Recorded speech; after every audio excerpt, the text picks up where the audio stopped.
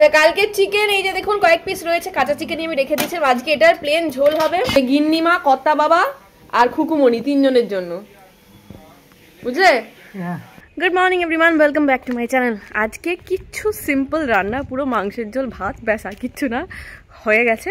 আর সবারই ব্রেকফাস্ট ডান। আমি একটু দোকানে বেরোচ্ছি, তো যদি দাদাভাই তার মধ্যে বেরোয়, সুরাদের দিকে বলে এসেছি দাদাভাইকে খেতে দিয়ে দেবে। দেখি নদীর রিবনটা খুঁজে পাই কিনা আমি।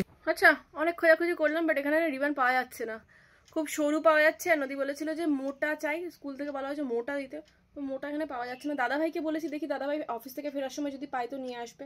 আর কি করবো, এরপর যদি না হয় আর কিছু করার নেই। যদি অভিষেক থাকতো তাহলে হতো, আর একটু আগে যদি আমাকে বলতো আমি অনলাইন থেকে আনিয়ে নিতাম।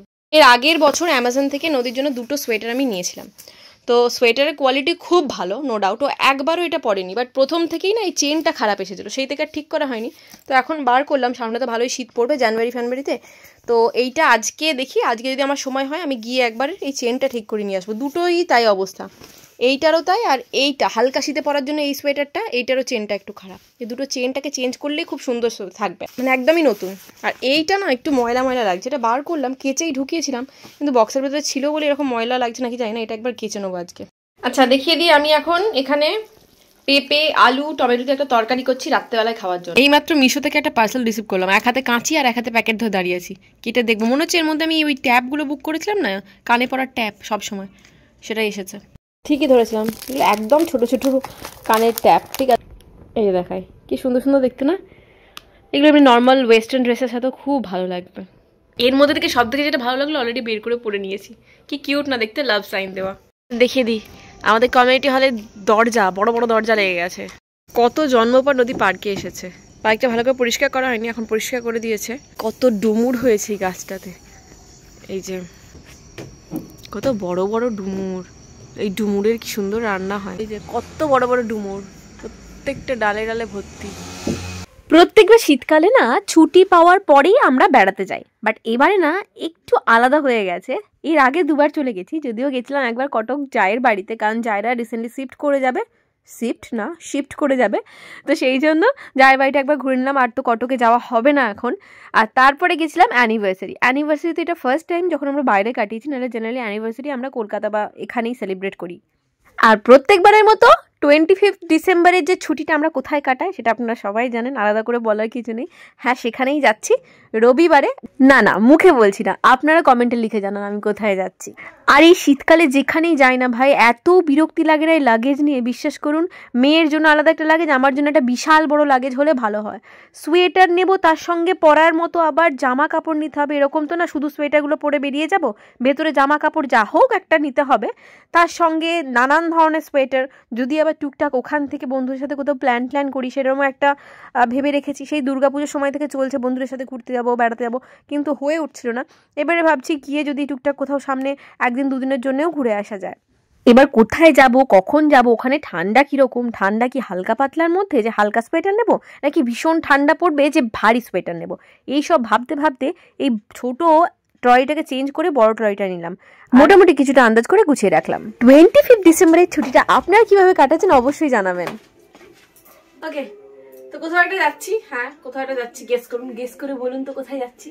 তার জন্য ব্যাগ ফ্যাগ প্যাক করে রেখে দিয়েছি। কি বলবো, দুঃখের কথা, সন্ধ্যা থেকে 1 কাপ কফি পর্যন্ত আমার খাওয়া হয়নি। কফি রাতে এত পাতা পড়ে রয়েছে, ভাবছি এখন একটু কফি করে খাবো, কিন্তু কফি করে খেলে কি হলো বন্ধু, রাতে ঘুম কমে যায়, মানে আমি ঘুমোতে পারি না, ছটপট এটা করে, কিরম জানি কেমন একটা করে।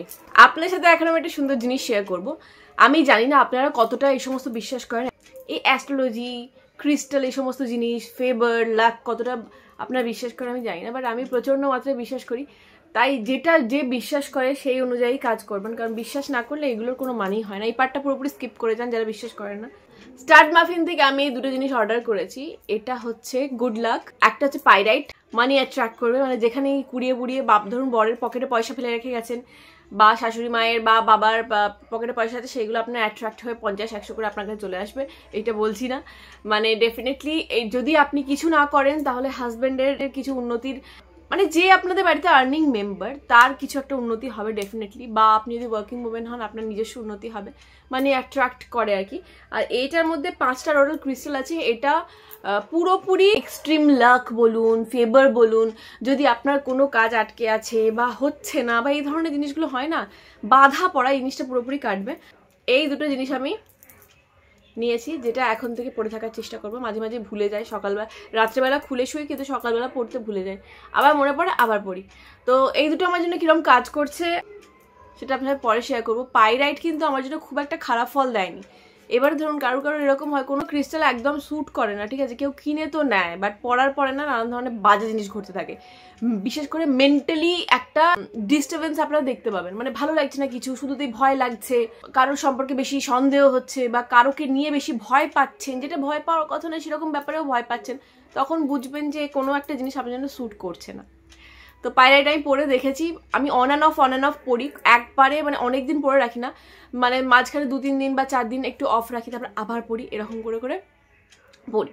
পাইরাইট ঘরে রাখাও ভালো বলে, এরকম পড়ে যদি না থাকতে পারেন ঘরে কোথাও একটা সাইডে রেখে দেবেন। এখানে যা বললাম না পয়সা আছে, সেই রোবটে যেরকম রজনীকান্তের গোটা গায়ে সমস্ত লোহাগুলো চিটে যাচ্ছিল, সেরকমই আপনার পয়সা এসে আপনার গায়ে চিটে যাবে। কতটা সত্যি আমি জানি না, তবে হ্যাঁ আপনি যে কাজটা করবেন সেটার প্রতি ডেডিকেশন বাড়বে বা আগ্রহ বাড়বে, ওই ল্যাথার্জি যে ভাবটা থাকে না, শুয়ে বসে থাকে, ওইটা ব্যাপারটা চলে যাবে। তো এটাই হচ্ছে কাজ করে, ডিরেক্টলি কাজ করে না, মানে সত্যি আমি বলছি না যে উড়ে এসে পয়সা চিটে যাবে, হ্যাঁ ইনডাইরেক্টলি কাজ করে, আপনাকে পুশ করে। তো কিছু বকে গেলাম, দেখুন 1 কাপ কফি আমি করে খেলাম না, কফি উইথ করণ তো হয়, আজকে কফি উইথ মৌ হোক, আজকে একটু আড্ডা দেয় আপনাদের সাথে। আমি এই ভিডিওটা শুট করতে করতেই দেখলাম দাদাভাই নিচ থেকে আমাকে ডাকছে, বললো মৌ বিশাল খিদে পেয়েছে, সেই সকালবেলায় খেয়ে বেরিয়েছিল, মাঝখানে কিছু খাওয়া হয়নি কাজের জন্য, তো দাদাভাই চপ নিয়ে এসেছিল, বললো অল্প করে মশলা মুড়ি মেখে দাও, আর এই অনেক কিছু ছিল, ধনে পাতা, কাঁচা লঙ্কা, টমেটো, পেঁয়াজ, মটরশুঁটি, আর এই সমস্ত দিয়ে মশলা মুড়ি খাওয়ার যে কি মজা, বিশেষ করুন চপ না থাকলেও হবে, শুধু চানাচুর থাকলেও দারুণ লাগে। ভীষণ জোরে মেয়ের জল তেষ্টা পেয়েছে, ওরে বাপরে, এসে কি এসেই কতকত কতকত করে কতটা জল খেয়ে নিল, কিন্তু এঠো করে দিল সব। তোর বটলটা ওই জন্যই বলি নিয়ে যা সাথে করে, বুঝলি? ভাত খাবি তো ডিমের পোচ দিয়ে? হ্যাঁ, ডাল সেদ্ধ দিয়ে মাখবো, বাটার দিয়ে, ডাল সেদ্ধ দিয়ে। এই হলো পেঁপে আলু দিয়ে তরকারি, এর মধ্যে না আমি আবার কয়েকটা বড়িও মিশিয়ে দিয়েছিলাম, বড়ি ভাজা ছিল, নষ্ট হবে কেন, খারাপ লাগছিল না, বেশি একটু টকটক করে টমেটো দিয়ে করেছিলাম। রাত্রেবেলা এটা রুটি, আর দাদাভাইকে 2টো রুটি ভেজে দিয়েছিলাম। সত্যি কথা বলতে কি, আমার যদিও পেঁপের তরকারি থেকে পেঁপে সেদ্ধ খেতে বেশি ভালো লাগে। ভাবলাম আজকে আপনাদের সাথে বসে বসে আড্ডা দেবো, তারপরেই 1000 ঘন্টা কাজ পড়ে গেছে, এখন বেজে গেছে 11টা 10, এখন এডিটিং করে ঘুমোতে হবে। তো আজকে আর গল্প করা হলো না, আজকে ব্লগটা এখানে শেষ করছি, কালকে নতুন ব্লগের সাথে দেখা হচ্ছে। ভালো থাকবেন, সুস্থ থাকবেন, সবাইকে ভালো রাখবেন, গুড নাইট।